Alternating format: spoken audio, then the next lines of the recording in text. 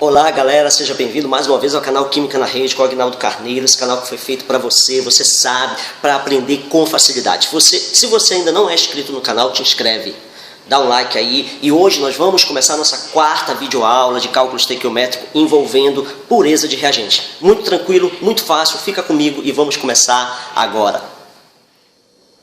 Muito bem, então pessoal, vamos começar nossa quarta aula de cálculo estequiométrico, agora envolvendo pureza de reagente, ok? Bem, para a gente discutir o cálculo com pureza, nós vamos utilizar aqui esse preparo maravilhoso de uma feijoada linda, tá? Bem, nós sabemos que antes da gente preparar uma feijoada nesse padrão aqui, nós precisamos primeiro fazer o quê? Tirar aquelas pedrinhas, aquelas casquinhas, aquelas coisas indesejáveis que não devem interferir no meu produto final aqui da reação. Perfeito? Então, é importante a gente observar que os meus reagentes aqui, eles não são puros. Então, eu tenho que tirar aqui as impurezas, porque somente essa parte é que me interessa para o produto final da reação.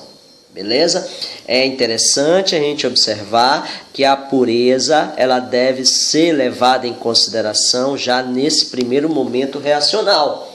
Então, a gente vai estabelecer o cálculo e montar a regra de 3 de uma maneira muito parecida com o que nós fizemos lá em cálculo estequiométrico envolvendo o rendimento da reação.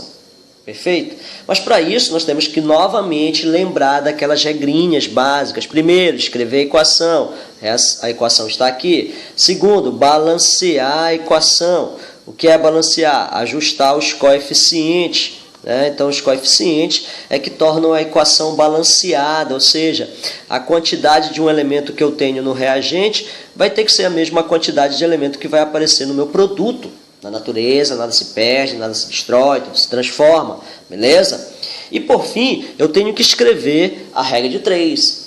E é exatamente nesse momento da escrita, da composição da regra de 3, que eu tenho que levar em consideração a pureza dos meus reagentes. Então, na montagem da regra de 3, nós já sabemos que eu vou ter duas linhas. Sempre isso, galera. Sempre isso. Eu vou ter duas linhas. Nessa segunda linha aqui, é que vai entrar nessa posição a informação a respeito da pureza. Então, eu vou ter os dados, aqui, vezes a pureza, e aqui do outro lado, dados. Da onde eu tirei isso aqui? Eu tiro do texto. Lembra disso? Que eu tiro essas informações da segunda linha do comando da questão. E aqui no texto também vai ser mencionado a questão da pureza, do teor. Então ele pode usar essas duas palavras, teor ou pureza ou impureza, certo? Muito bem. A primeira linha, nós já estamos cansados de falar sobre isso. Nós vamos tirar os dados da equação. Então, aqui, esse dado que vai compor a regra de 3 aqui, nessa primeira linha, eu vou tirar da onde? Da equação química. Aí eu monto a minha regra de 3. Sempre você vai posicionar a informação da pureza nesta posição aqui. Ok? Mas você fala, mas Agnaldo, não é a mesma coisa lá do rendimento? A montagem da regra de 3 para efetuar o cálculo é a mesma coisa, mas as interpretações, os significados de rendimento e pureza são coisas diferentes, beleza? Muito bem, mas na hora que você vai montar, não tem erro. Coloca aí que também você vai acertar, com tranquilidade. Quer ver? Então, vamos fazer o nosso primeiro exemplo, envolvendo cálculo com pureza de reagente. Então eu observo aqui, beleza, de boa, ele já deu a minha equação, a equação já está balanceada, então está pronto para eu estabelecer a minha regra de 3, ok? Bem, para fazer isso eu tenho que ler, tenho que saber de quem é que ele está trabalhando aí para a gente montar essa regra de 3. Ele diz assim, qual a massa de cloreto de cálcio obtida na reação de 500 gramas de calcário, carbonato de cálcio, com 90% de pureza. em presença de HCl. Então, olha só, nós vamos montar uma regra de 3 com o cloreto de cálcio e com o carbonato de cálcio, né? O calcário. Então, a minha regra de 3, ela vai estar aqui, entre esses dois camaradas aqui. Perfeito. Então, eu vou ler de novo, para eu poder montar a regra de 3 com os dados que ele me fornece no comando da questão. Então, aqui nessa segunda linha, eu vou tirar informações do comando da questão. Beleza? Então, vamos lá. Novamente a leitura. Qual a massa de cloreto de cálcio? Então, ele quer que eu calcule a massa de cloreto de cálcio. Perfeito? Obtido na reação de 500 gramas de calcário. Então, esse 500 gramas é aqui, ó, 500 gramas de calcário. Com 90% de pureza. Beleza, então, vezes 90%. Lembra que 90% no final eu vou ter que dividir por 100. Tá certo? Tranquilo? Sem problema? Fechado? Muito bem. Então, lá vai. Vou ter que fazer agora a segunda linha da regra de 3. Essa segunda linha da regra de 3, eu vou tirar de onde? Essa segunda linha. Eu vou tirar exatamente da minha equação química. Tá? Nunca esqueça disso. Então, isso aqui é massa, eu vou tirar a massa do cloreto de cálcio. Então, rapidamente eu faço o cálculo da massa do cloreto de cálcio. Então, o cálcio é 40, eu tenho um cálcio, vai dar 40 de boa. O cloro é 35,5 vezes 2, eu tenho 71. Portanto, a massa aqui do cloreto de cálcio, ela é de 111 gramas por mol. Perfeito, Aguinaldo, 111 gramas por mol. Bem, isso aqui também é massa, 500 gramas, né? Eu vou tirar a massa do calcário aqui. Fazer aqui a massa do calcário, bem pequenininho para dar o espaço, ok? Então, lá vai. O cálcio é 40 vezes 1 dá 40. O carbono é 12 vezes 1 dá 12.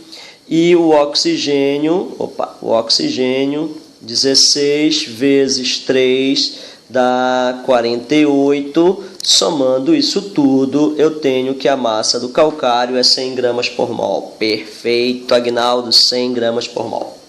Ok? Aí, meu amigo, faça a regra de 3, vá para cima da regra de 3. Então, eu vou ter 100 vezes M é igual a 500 vezes 90 vezes 111. Então, eu já monto aqui direto, ok? Sem problema matemático. Vai ficar 500 vezes 90 vezes 111 dividido por 100. Então, a massa, né, já levando em consideração que você vai ter que dividir por 100 esse 90 aqui também, tá? Fazendo essa conta geral aí, toda a conta, eu vou ter uma massa de cloreto de cálcio aproximadamente igual a 499,5 gramas. Fechado? Fechado, Aguinaldo? Fechado. Um detalhe, coloca a pureza sempre nessa posição e você nunca vai errar, ok? Nunca vai errar. Perfeito? Muito bem, galera. Então, para finalizar, vamos dar um exemplo agora, aonde ele vai pedir para você calcular a pureza, né? Então, eu observo aqui que ele diz assim: o gás hilariante NO2 pode ser obtido pela decomposição térmica do nitrato de amônio, que é esse cara bem aqui, né?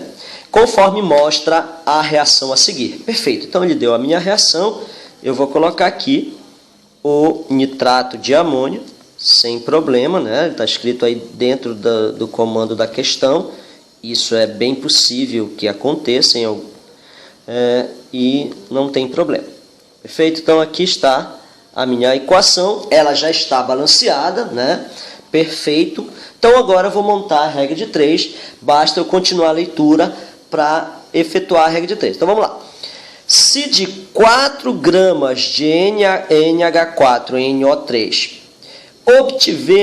obtivemos 2 gramas de gás hilariante, podemos prever que a pureza do sal é de ordem de... Veja bem, ele quer que você encontre a pureza desse sal. Então, ele faz uma relação entre o gás hilariante e o sal nitrato de amônio. Então, vamos lá. A regra de 3 vai ser, então, entre essas duas substâncias. A água está fora. Tá? Ele diz o seguinte, que 4 gramas desse cara, então eu coloco aqui 4 gramas, tem problema, obtém 2 gramas desse cara. 2 gramas desse cara. Muito bem. Aí ele pergunta, quanto é, ou podemos prever, a pureza do sal vai ser da ordem de quanto? Então, a pureza do sal vai ser da ordem de quanto? P. Certo? Muito bem. Se aqui é massa, eu tiro a massa desse cara. Só que ele já me deu, ó. Olha a massa do gás hilariante, 44. Lindo demais. Se aqui é massa, eu tiro a massa desse rapaz. Só que ele já deu a massa dele. É 80. Só tem 1 mol de cada, sem problema. Aí eu vou para cima da regra de 3, galera. Sem medo de ser feliz. Perfeito? Então, 4... vezes a pureza, vezes 44 é igual a 80 vezes 2, que vai me dar logo direto aqui, sem problema, né? Eu vou ter a pureza, vai ser igual a 80 vezes 2 dividido por 4 vezes 44. Né? Isso vai me dar aproximadamente 0,90, que corresponde exatamente a 90% de pureza do sal aí, nitrato de amônio.